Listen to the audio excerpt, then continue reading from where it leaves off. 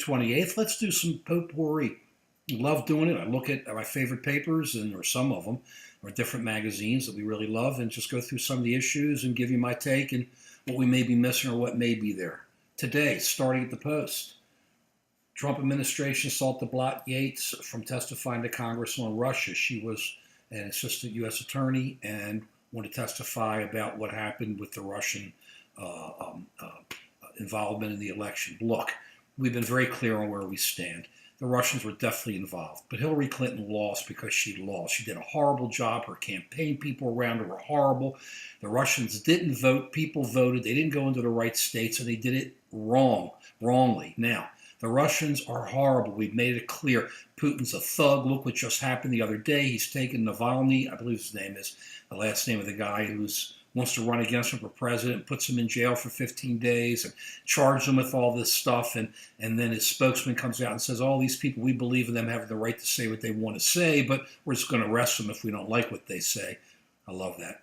So Russia, they're thugs, they're dirt. I just have no interest in it. But to sit here and to think that that's that important, it isn't. It's over. Let's take care of our cybersecurity. Let's get it straight. Not have to deal with these guys and be ready in foreign policy, because that's where the problem is.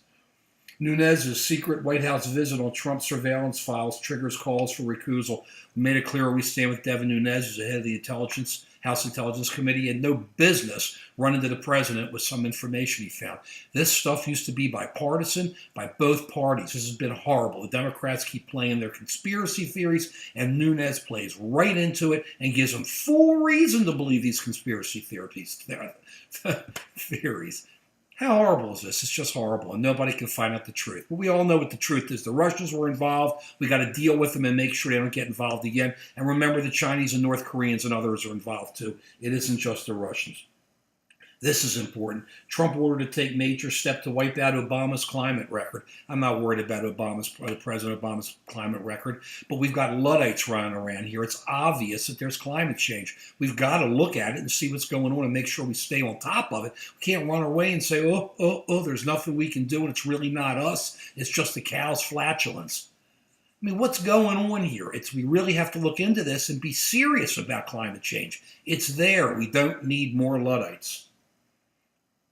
Trump Ryan differ on how much relief to offer the middle class and tax code overhaul. Of course, Speaker Ryan doesn't want to give much to the middle class. These guys only worry about people who have money, and they believe in the trickle-down theory.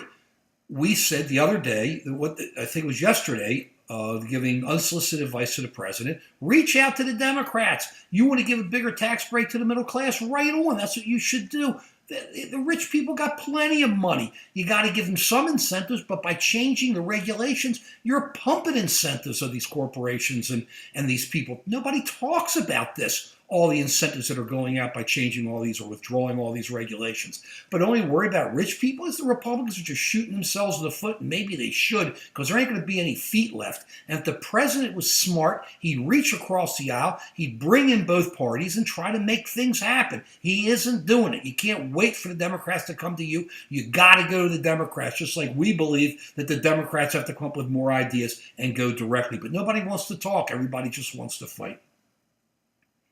And then to us, the major issue is, as we've made it very clear, is foreign policy. And nobody's talking about this, but there's a real look-see into whether or not we should get involved with the UAE in the Yemeni war. There you have the Houthis, who are Shiites fighting the Sunnis, who is in government, and they forced out the government. The capital Sana'a, they forced out the president, and the Gulf states, who are Sunnis, are taking on the Shiite states, who are Iran, and everybody's going at it. Meanwhile, they want us to get involved, the Hatfield and McCoys. So now we're talking about getting involved with the UAE against the Houthis. Meanwhile, we've got more and more troops going into Syria and Iraq, and nobody's talking about it. We're bombing everybody. We're going everywhere. Is it right or wrong? I don't know. But we're definitely at war, and nobody's talking about it. And when they start bringing some of these bodies back, people are going to start waking up. But that's the most important thing. That's what nobody's talking about. We can deal with the domestic. But when you start letting the president go crazy because he has so much power in the foreign policy sphere, we're going to be finding ourselves in many, many wars. We said President Trump is not an isolationist. Start talking, start looking into this stuff. But what an eventful day. What a great country. Just so much great action. Peace.